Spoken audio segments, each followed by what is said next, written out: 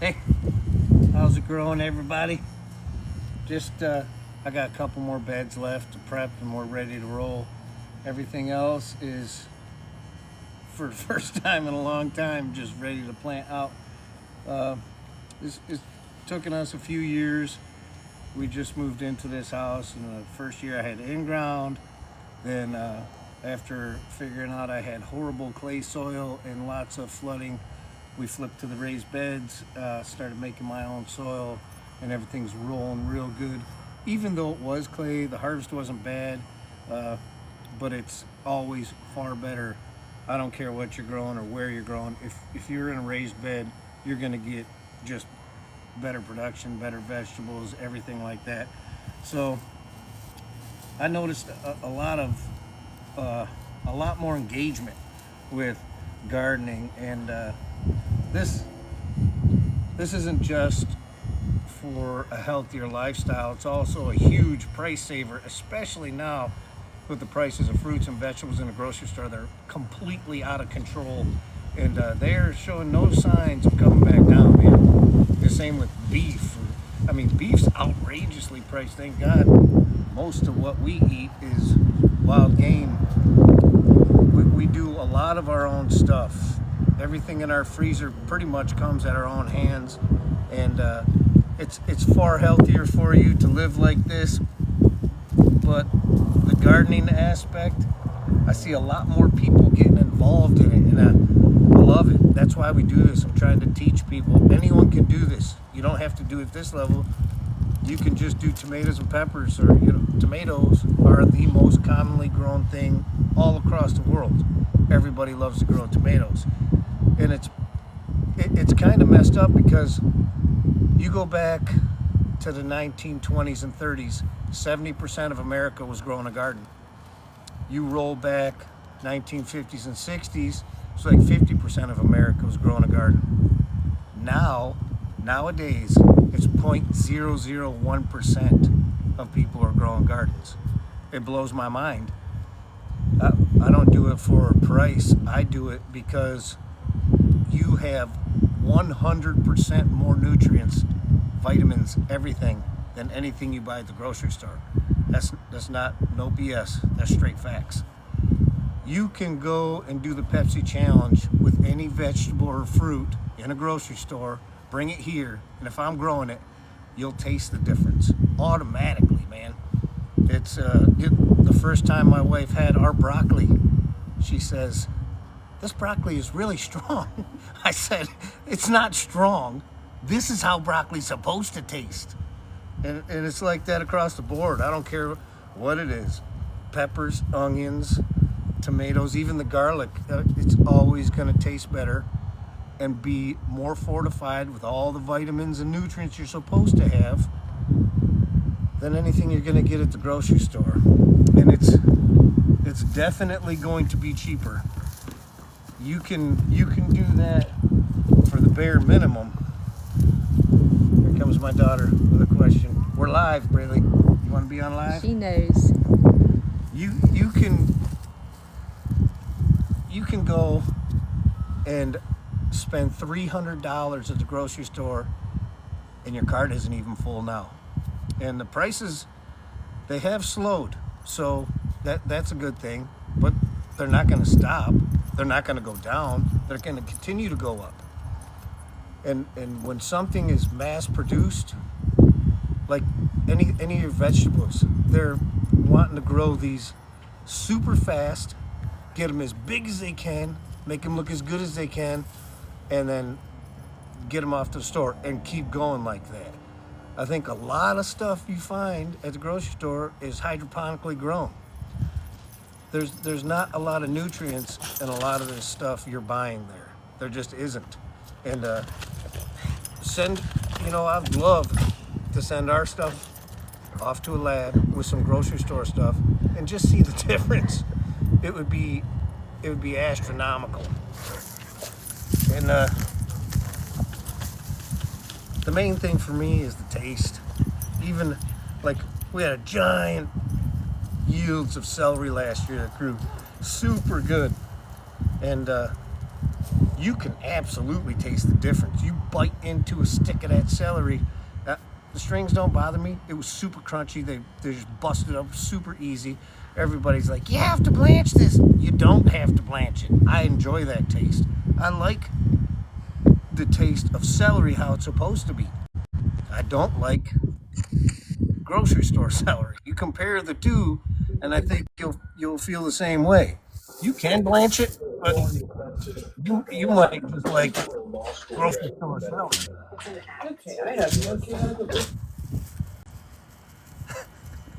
Look at that root, man. Dandelion, and you know these roots are super good for you too. People make all kinds of teas and stuff out of them, and they're a superfood. And there's several weeds I will pluck while we're growing and continue growing them. Purslane is one of them. Purslane is awesome. It's just a little green, but it's got almost a citrusy flavor to it. It's loaded with all kinds of different vitamins, and it's tasty. It stays crunchy. Put it in your salads and stuff, and you can find that stuff growing in the cracks of sidewalks, man.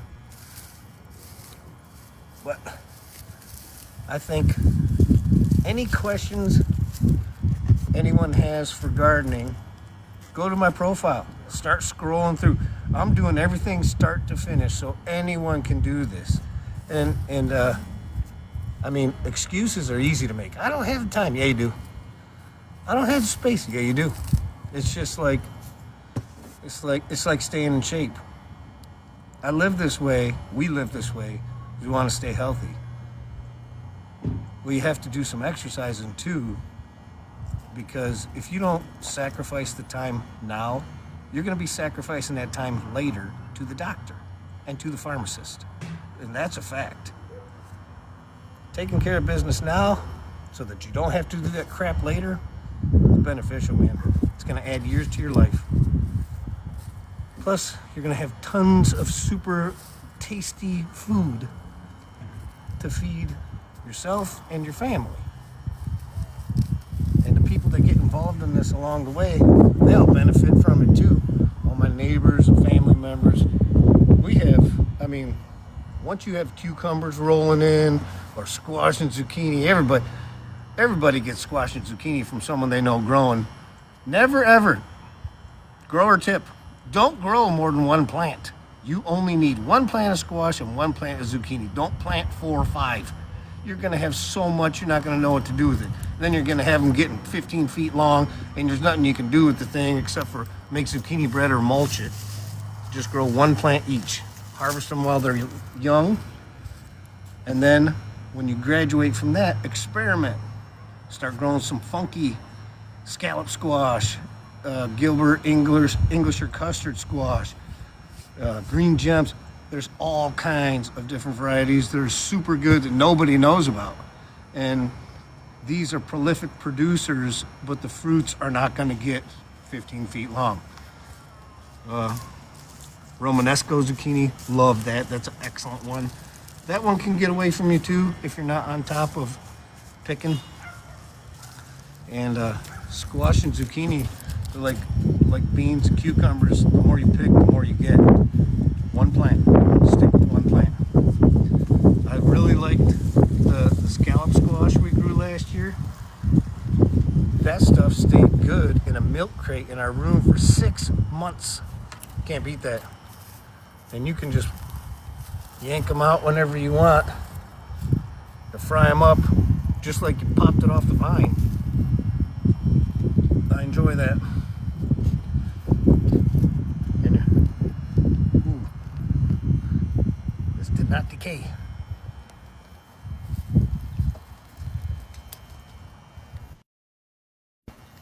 Look at that. Tomato. That's huge. Grew like mad. Most of it did go back into the ground, so that's what we're looking for. Well, on my plants at the end of the year, I'll just cut them off at the top and let the roots rot into the ground, add more nutrients back into the soil. That really helps. That's it's just that much less you have to amend. And I amend all my beds before I plant out into them. And this year, thank the Lord, I'm putting in some drip irrigation. It was taking me over 2 hours to water this sucker, and I couldn't always get to it in the morning. Sometimes I'll be out here at nighttime with a headlamp, and I gotta be to work pretty early. I'll be out here for 2 hours with a headlamp watering all my plants. But the benefit to being out here at nighttime is if you have any pests, you're gonna see them right then. And I think if you started getting into this, it would just it escalate. You start with, say you're in ground, start with a couple strips. Like I said, tomatoes, peppers, cucumbers, grow some stuff that you're going to eat regularly, and then you're going to want to grow more. You're going to start getting bigger. You're going to have a bigger operation. You're going to put more time and effort into it, and growing like we grow, it is a lot of work, but it's well worth it. Our freezer is packed.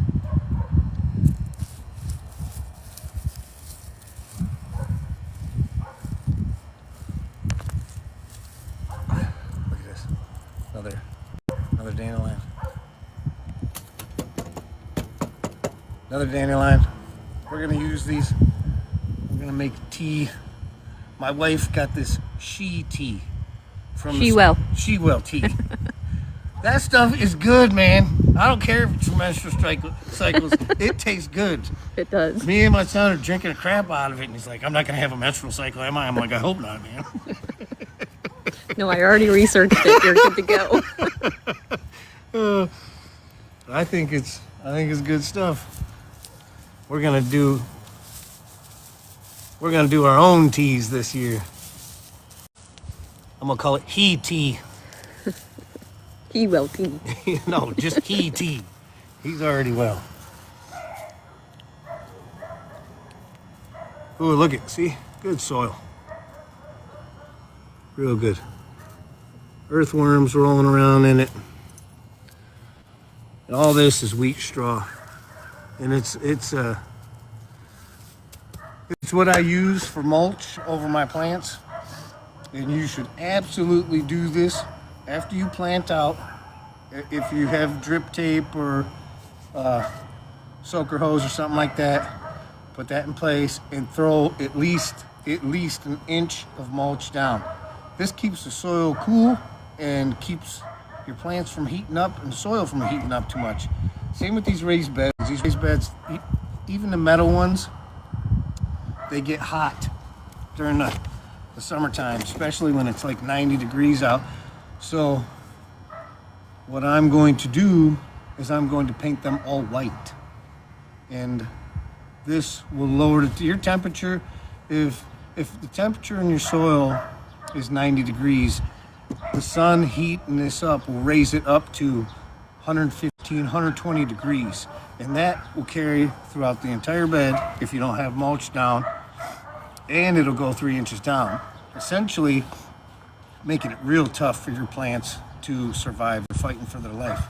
I'm gonna paint these all white and take that down. Same with my grow bags. I'm gonna surround my grow bags with white shade cloth, keep them down. I think those are even worse because they're all black and they're way smaller than this, much less of a surface area to heat up. This will be beneficial, and I think we'll see the results this year from it. Any questions you have about gardening? And you can't make excuses. I don't have time. I don't have space. Yes, you do. I promise you, you do. I grew in a 4x4 area at one point. I had a pallet garden with 6 pallets and all kinds of crazy stuff growing out of it. It's just, do you want to put the effort into it? And once you see the results, the answer should be yes. You're going to save a ton of money. You're going to be 10 times healthier. And you'll get good exercise doing this. Plus, when you sit down to dinner and you've had a hand at 1 or 2 or maybe everything on that plate, there's no better feeling of self-satisfaction than that. That's the absolute best. I think everyone should experience this. Once you do, you'll get hungry for it. Hungry. And you'll want to keep doing it.